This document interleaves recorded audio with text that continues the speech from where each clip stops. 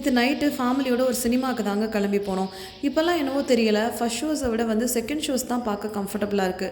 Second ஷோவில் ஒரு பெரிய சௌகரியம் என்னென்னா, நம்ம டின்னரெல்லாம் முடிச்சுட்டு ஃப்ரீயாக போகலாம்.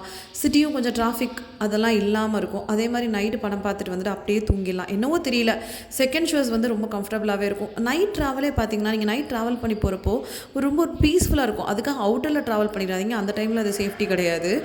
மதுரை பார்த்தீங்கன்னா, இப்போ இந்த கிறிஸ்மஸ் சீசன் அப்படிங்கிறனால சர்ச்சஸ் எல்லாத்துலேயும் லைட்ஸ் எல்லாம் போட்டு அப்படி எங்கே பார்த்தாலும் ஒரு ஃபெஸ்டிவிட்டியோடு காணப்படுதுங்க. மதுரை தூங்கா நகரம் அப்படின்னு சும்மாவா சொல்கிறாங்க.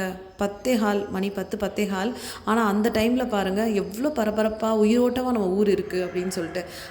அப்படியே போனோன்னா இந்த வீடியோவில் வந்து மதுரையோட ஃபோர்ட்டோட வெஸ்ட் சைடு என்ட்ரன்ஸ், அதாவது நம்ம கோட்டையோட மேற்கு பக்க நுழைவாயில நான் காமிச்சிருக்கேன்.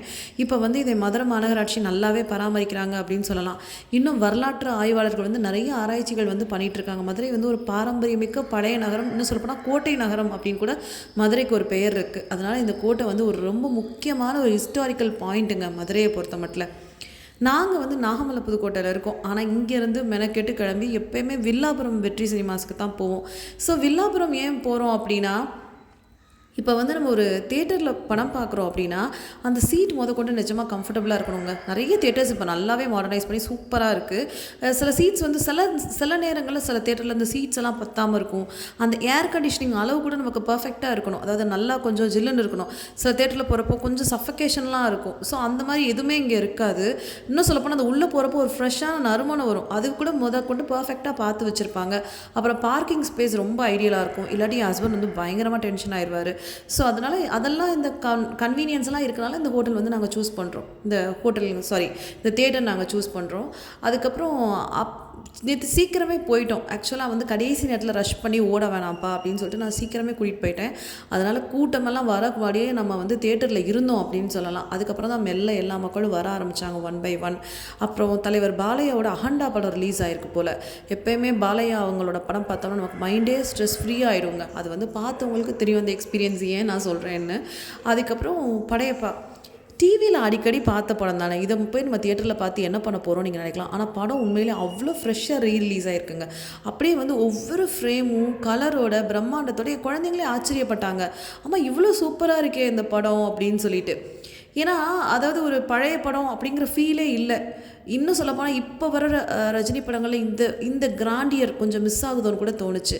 அதே மாதிரி இந்த தியேட்டர்ஸில் வந்து அந்த லைட்டாக அந்த ஸ்க்ரீன் தூக்குறது மெல்ல மெல்ல மெல்ல அது இந்த தியேட்டரில் அந்த மங்காத்தா பிஜிஎம்மோட அந்த மெல்ல அந்த ஸ்க்ரீன் மேலே போகிறப்போ பார்க்கவே செம்ம இன்ட்ரெஸ்டிங்காக இருக்கும். இங்கே பாருங்கள், சாமியார் 2-3 பேர்லாம் படத்துக்கு வந்திருந்தாங்கங்க. அதான் தலைவரோட அந்த பவரான்னு தெரியலை.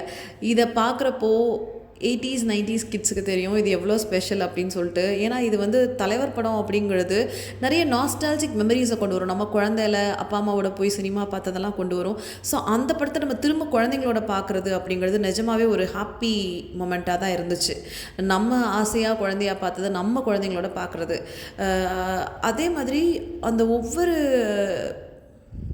சீனையுமே மக்கள் வந்து அவ்வளோ என்ஜாய் பண்ணி பார்த்தாங்க.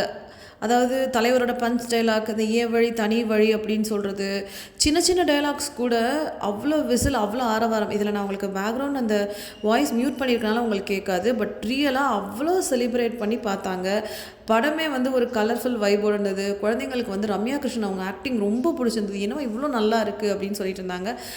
படத்தோட டிக்கெட் காஸ்ட் அப்படின்னு பார்த்தீங்கன்னா 5 பேருக்கு 770 ரூபா வந்ததுங்க. அதுக்கப்புறம் வந்து நமக்கு இங்கே மாதிரி தியேட்டர்ஸில் என்னென்னா உங்களுக்கு ஸ்நாக்ஸும் அதே காஸ்ட் ஆகுது. டிக்கெட் காஸ்ட்டே கிட்டத்தட்ட ஸ்நாக்ஸும் வந்துடுது. ஸோ நம்ம இதில் வேணால் கொஞ்சம் உண்மையிலே கம்மி பண்ணிக்கலாம். நீங்களும் குழந்தைங்கள கூட்டிகிட்டு போய் அவசியமாக அந்த படத்தை பாருங்கள். ஏன்னா வாழ்க்கையில் நம்ம இவ்வளோ கஷ்டப்படுறது சின்ன சின்ன சந்தோஷங்களுக்காக தானங்க. ஸோ சேனலை தொடர்ந்து பாருங்கள், சப்ஸ்கிரைப் பண்ணுங்கள், சப்போர்ட் பண்ணுங்கள்.